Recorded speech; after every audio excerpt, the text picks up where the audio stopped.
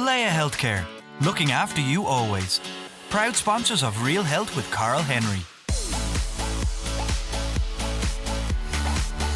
Hello and welcome to Real Health with me, Carl Henry, in association with Laya Healthcar. Folks, this week we're going to talk about CPR after the Danish midfielder Christian Eriksen received emergency medical treatment on the pitch when he collapsed because of a cardiac arrest during the first half of the Euro 2020 clash, just in case you didn't see it, with Finland in Copenhagen recently.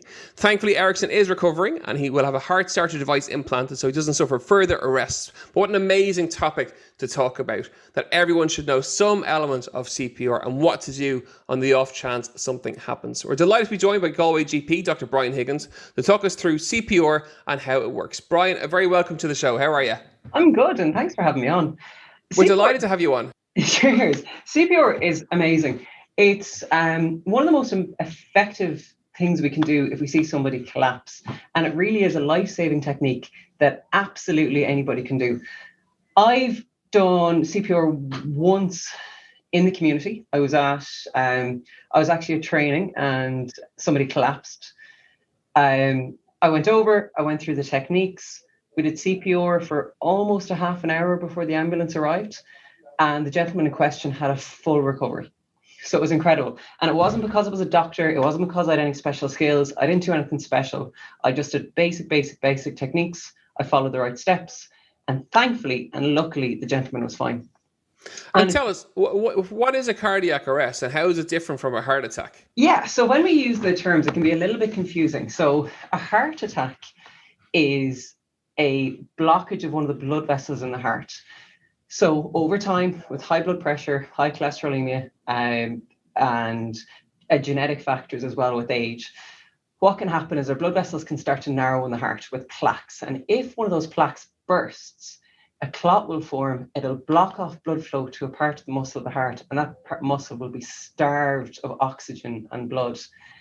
That'll cause pain, a feeling of not being able to breathe, sudden shortness of breath, crushing sensations across the chest, and a strange feeling that might go up to your jaw or down to your arm.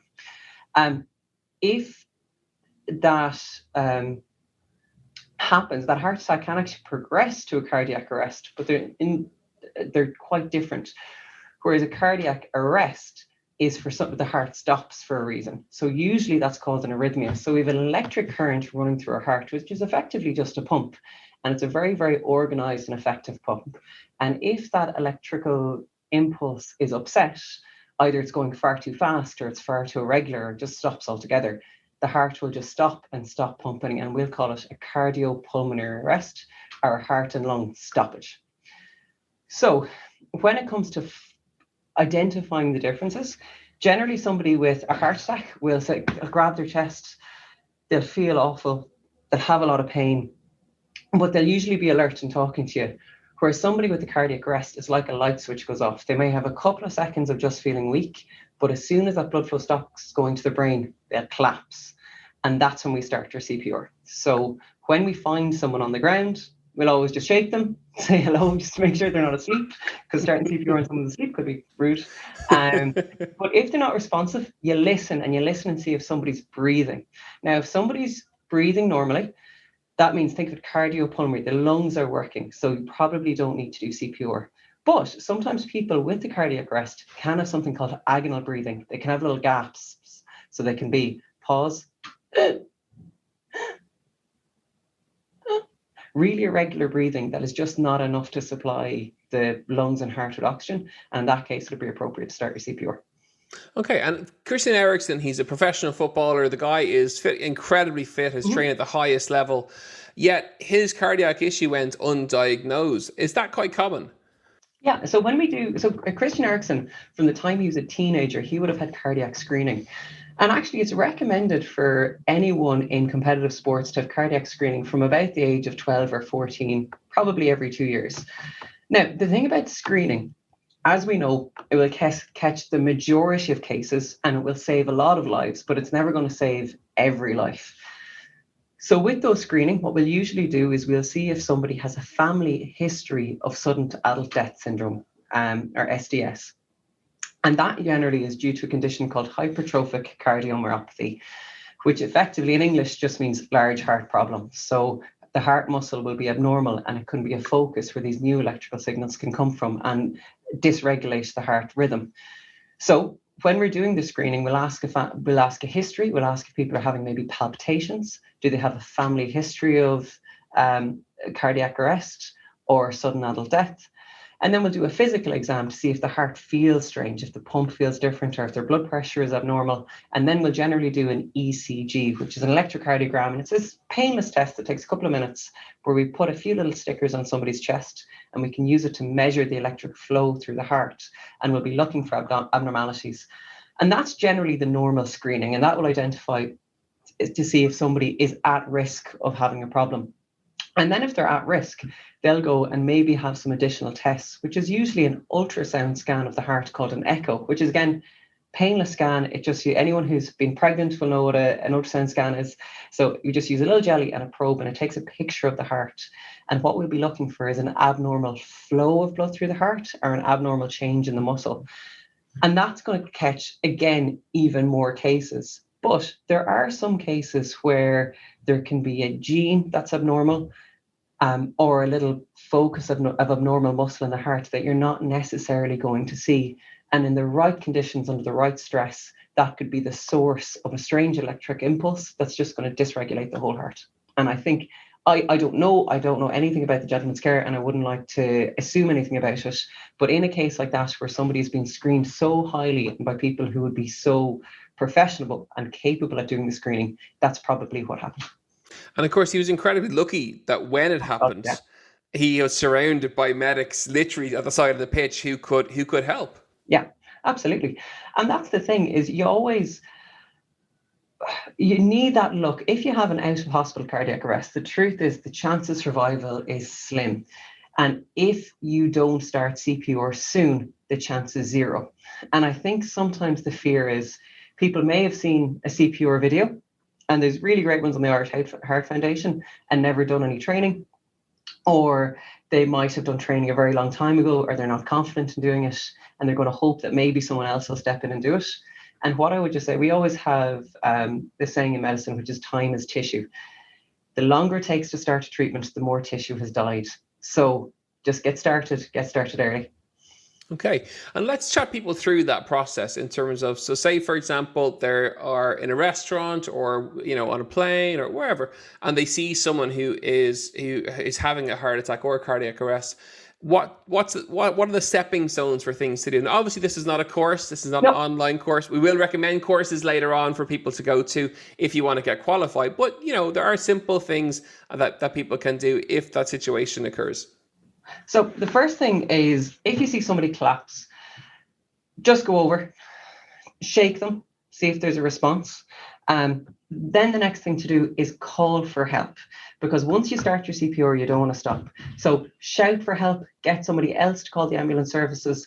If you're on your own, call 999 or 112 or call the emergency service on your phone, and just put it beside you on loudspeaker. And the emergency services are brilliant. They will just start talking to you and they'll walk you through it. And ideally, if you can do your CPR and get someone else to communicate with the emergency services, that's ideal. But if you're on your own, start your CPR, have them on loudspeaker. Then when you're calling for help, you can always see if there is a defibrillator in the restaurant. Yeah, tell us about those in terms of what are they and how do they work? Well, a defibrillator is really cool. It's a fancy battery. So what it is, it's a battery with 2 probes on it and a little computer. And what you do is they are designed for anyone to use. Again, ideally, if there's someone trained, they're the person that should use it.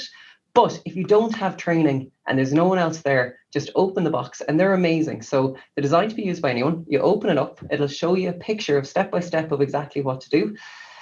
And they have just 2 big stickers, and it'll show you the placement, which is usually up here and on the side. And sometimes in young children where cardiac arrest can happen, sadly, it's usually on the front of the back. But you just follow the pictures as best you can, and then you press the start button and the machine will start talking to you.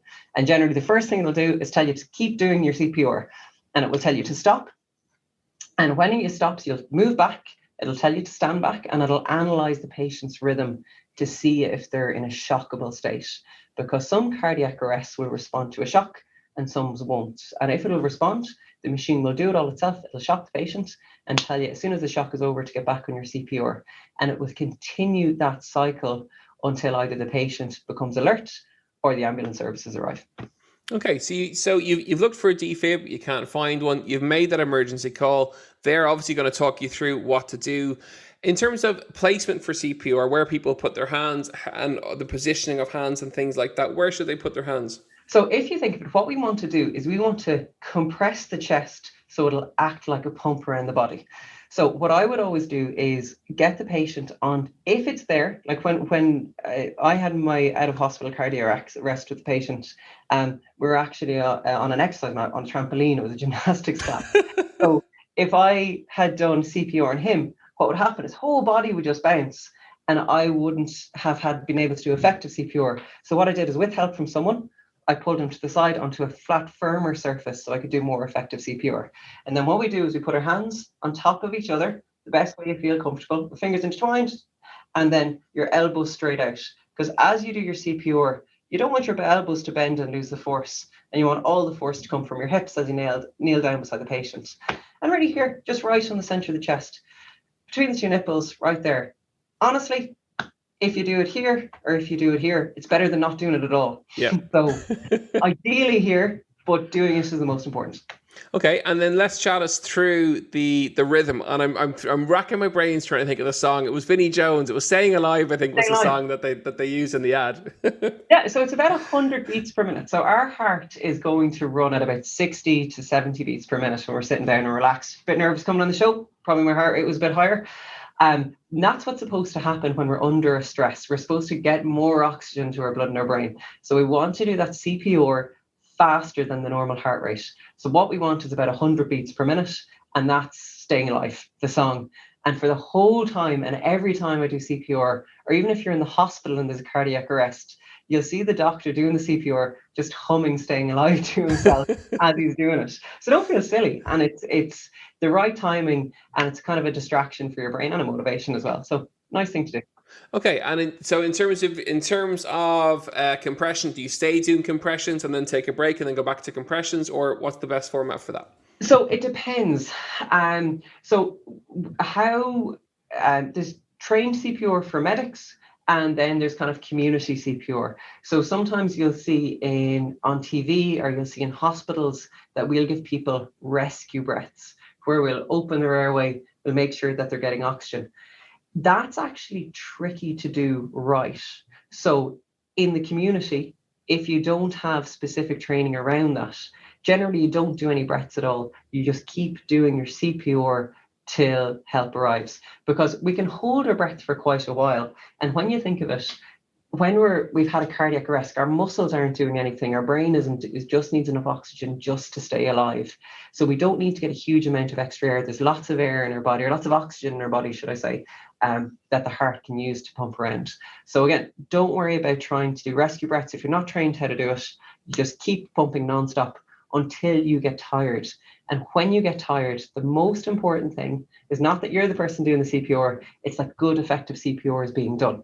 So if you're getting tired and there's no one else to help, keep going as much as you can. And we're all human beings. And again, in my situation, I was lucky. We had an ambulance within maybe about half an hour, and another person there I could ask for help. And the two of us swapped the CPR for the half an hour till the ambulance arrived. So as soon as I got tired, I asked my friend to do it. And as soon as he got tired, I got to do it. We'll all run out of steam eventually. So if you're on your own, you keep going till you can't go. Yeah, and of course, the most important thing to say to people listening in is, go do a course. They're generally free, or they're very kind of low cost to do. The Irish Heart Foundation's a really good website you can go, which will tell you where a lot of the courses are. I'm sure there are other kind of online resources as well. We'll put those in the show notes.